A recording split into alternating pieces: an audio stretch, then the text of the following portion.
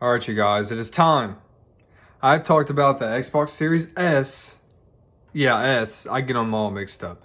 I've talked about the PlayStation 5, and now it is time to talk about if the Xbox Series X is worth it. Is it worth that $499 US price tag? Let's get into it. First off, I want to talk about how the thing looks. Now, most people are agreeing that this thing looks magnificent on dressers, on your shelf. And I tend to agree. It really does. It is a big console. Don't let it fool you. It is really heavy. As soon as I got the package and I picked it up, I was like, this is not an Xbox, but I'm liking the way it looks. I set it up vertical, and it's got the green accent on the top of it. It's actually just painted on the inside. It's not an LED like the PS5, which is kind of disappointing, but most people are not going to care about this. Who cares?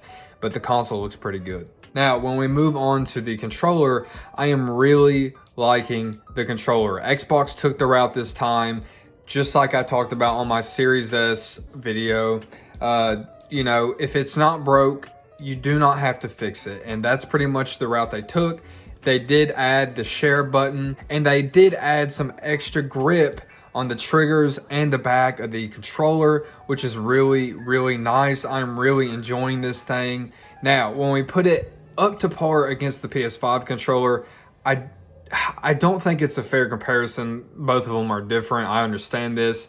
Which one I had more fun out of, probably the PS5 controller. The DualSense is a lot of fun, but the Xbox controller is perfect. I mean, it literally is perfect. It feels great in your hand, feels great to play with. I got no cons about this controller. Now, moving on to the most important factor is the hardware, man. Are the games worth it? Is the upscaling worth it from the last generation? And I would say most of the time it is. I'm going to explain that. When you're jumping to a Series X, you're going to be playing games that you have already played.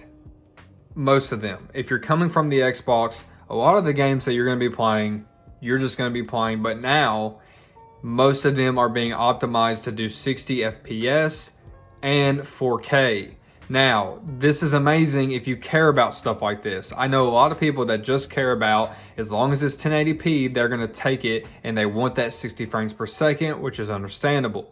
Now, like I said, the thing you're going to notice when you upgrade to the Series X, if you've had Game Pass before and you've played a lot of games on Xbox, most of these games you've already played, but here's the thing. For me, it has made me want to replay them because they look so beautiful and they run so smoothly at 60 frames or 120 on specific games.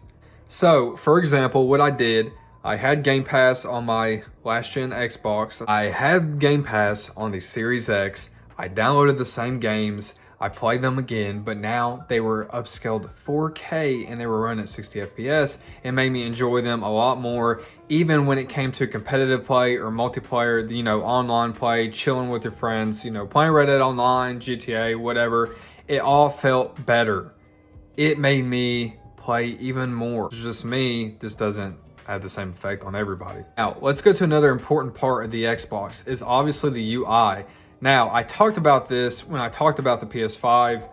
You're paying $499 US for both consoles. Now, when I pay that kind of money for a console, once again, this is just me, I want something to feel revamped and I want it to feel brand new, or at least just a little sense of new.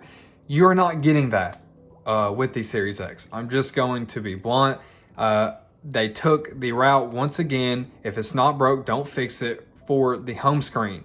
The home screen is pretty much exactly the same. It is customizable, but Microsoft has also said that they will be updating this home screen, so it may not look the same for a long time. As of now, for this video, it does look the same as last gen. Now, I did kind of find this disappointing because, like I said, I want a new experience. I want to feel like something's new, but at the same time, I can see the side of, hey, it wasn't broke. Don't fix it. This one is a lot snappier and a lot quicker with the integrated store too. It goes right into it. So you're getting the same look, but it's quicker, faster, and it feels great. It really does feel great. Let's bring ourselves back to the whole point. Is the Xbox Series X worth it? Is it actually worth that $499 price tag? And listen, once again, it all depends on your opinion and who you ask. Now, like I've said in my other videos, it is worth it if you want the 4K, if you want the 60 to 120 frames per second, if you want a crisp, snappy home screen, and if you want just a little bit upgraded of a controller, you want faster loading times, then yes, this is going to be worth it to you. If some of this does not interest you, I am going to recommend just going with the Xbox Series S, and here's why. If you're the type of person who could care less about the 4K, you're fine with the 1080p, and you just want your frames, you just want your high FPS, the Series S is doing this. It's just not running it at 4K. It's still quick, still snappy, and still has fast loading times. And I would say the Series S is definitely worth it if you're that type of person. Now, with the Series X, if you're the person who wants the best of the best, then I am pleased to announce that you are getting it with this console. Console feels great. It really does. The loading times, the home screen, the games, they're all feeling great. It is a great piece of hardware. With the time I've spent with it now, I've had a lot of fun with it.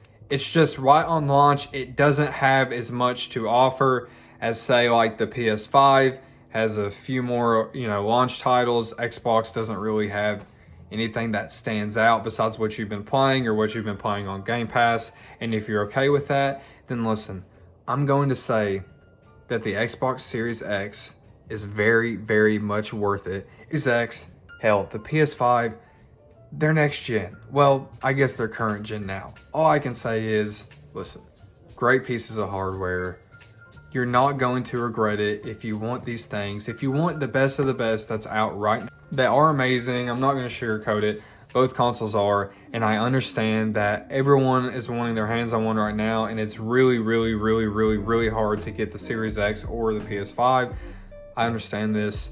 Listen, I'm wishing you all very good luck with whatever console you want to go with. And I want to thank you guys for watching, sticking with me once again.